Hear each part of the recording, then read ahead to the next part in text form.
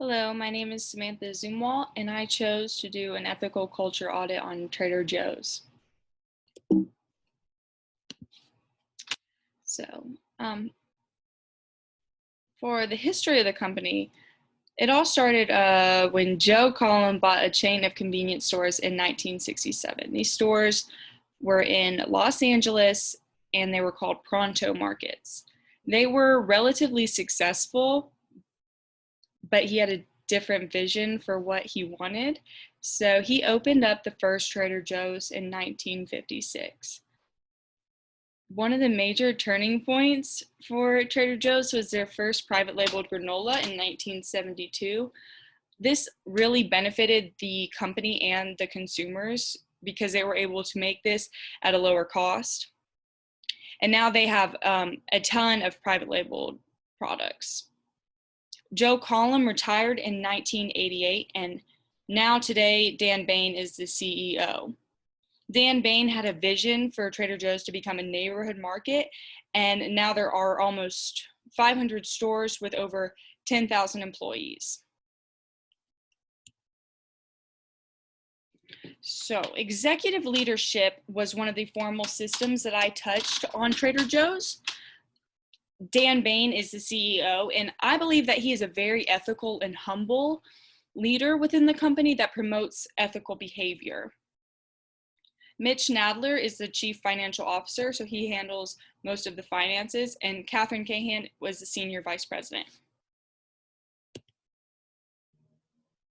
So I also looked into the selection systems of Trader Joe's, and this is a formal system and basically defines how they choose employees and people to be a part of their company.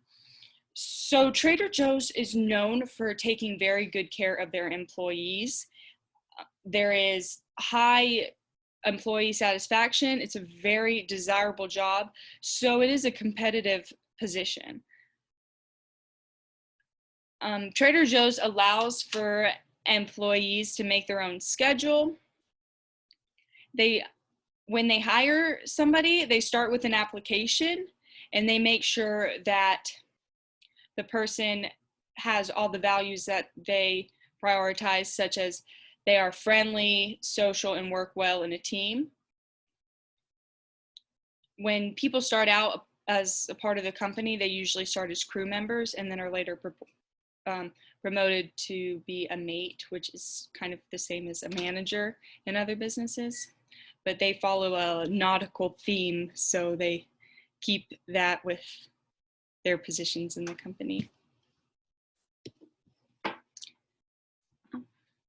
I looked into the performance management system, and this is basically how management looks at employees and how they are progressing, or if they are doing well and how they reward them for that, or if things aren't doing well, how they would punish them for that.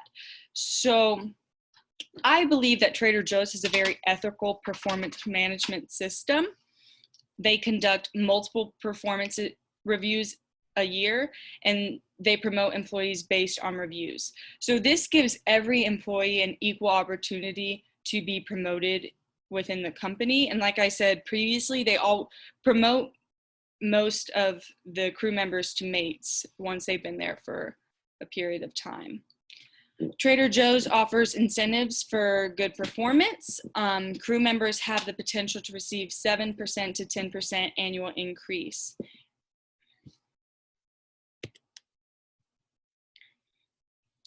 So orientation and training. Orientation is offered, and they really emphasize the knowledge necessary to assist customers. So they really prioritize communication skills, teamwork, and product knowledge.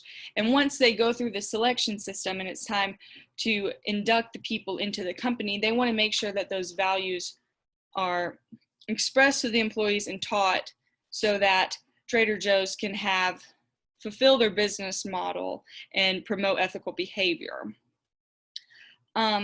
Employees continue training throughout their entire career as a Trader Joe member. No matter if you're a crew member, mate, or even an office member, they're still responsible for multiple tasks, including checking out customers, interacting with customers, and stocking supplies.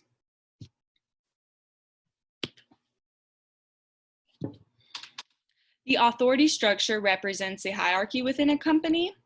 So Dan Bain is the CEO, and I watched an interview with him at a university, and he came in wearing a Hawaiian shirt and was really casual about it. And he said that every member of the team is really valued and equally important. And he described the structure of the company as an inverted pyramid. So he put himself on the bottom with administration above him, and then mates, and then crew members at the top. And that I thought that was a really humble way of expressing how he saw the company. And I think that by looking at it that way, that really promotes ethical behavior within the company.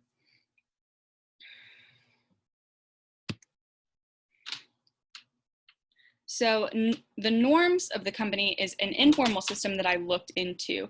And one of the really interesting and fun norms that I found was that all Trader Joe members wear Hawaiian shirts. So like I said earlier, Dan Bain went to the interview in a Hawaiian shirt, even though he's a super rich CEO of a very successful company. And it also on the website, it gave descriptions for all the different positions within the company, and it explained what crew members do, what mates do, and then it said and office members also wear Hawaiian shirts, if you were wondering. And I thought that was kind of a funny way to express how that's a norm in the business. Another norm is that Trader Joe's employees are very knowledgeable about the products. They're very nice and very interactive with the customers. So I know from personal experience and from what I've heard from other people that the employees there are just very nice, and they're very intelligent about what they're doing, and they interact with people. So the rituals of a company, that's another informal system that I looked at. A cool one that I found was that some Trader Joe's offer Saturday night wine tastings for the employees. I think this is a really cool way to promote ethical behavior, because doing things like this really improves employee satisfaction, which makes them happy to work there, and then they'll want to do a better job. They'll want to, keep their job, and something like this also increases team productivity.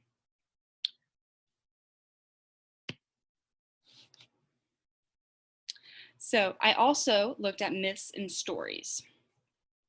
So on the Trader Joe's website, there's a section and you can click on, and it says Our Story. And they include a complete timeline from when Joe Collum started the Pronto Markets to when he bought or made the first Trader Joe's. And it just has a bunch of stories about the history and tells basically how Trader Joe's has become the major company that it is today.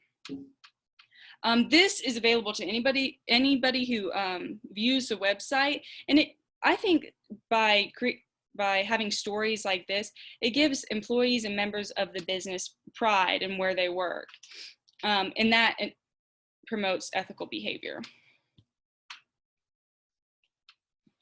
Ethical language is another informal system that I looked into, and it's the ethical language at Trader Joe's does promote ethical culture within the business, and it's aligned with Trader Joe's other systems. So one of the biggest priorities of Trader Joe's is for customers to be engaged with and to experience an ethical environment, and they show that through the ethical language that they use on their website, on their podcast, and just in their stores to their employees and to their customers.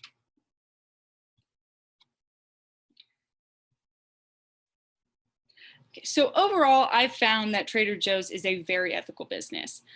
Customers and employees are treated with respect and they are valued. But one suggestion that I do have for Trader Joe's would be to either create or to publicize a code of conduct. I was looking everywhere and I could not find one. And these can be very valuable, and they can help make sure that systems are aligned. They can quickly fix ethical problems within a company when something falls back or falls apart, it can give employees a guide of what to do and what not to do right there in writing that they can always refer to. And it also gives the leaders or the managers, or in Trader Joe's case, the mates, a guide of looking at what to do and how to handle certain situations. And here are my sources.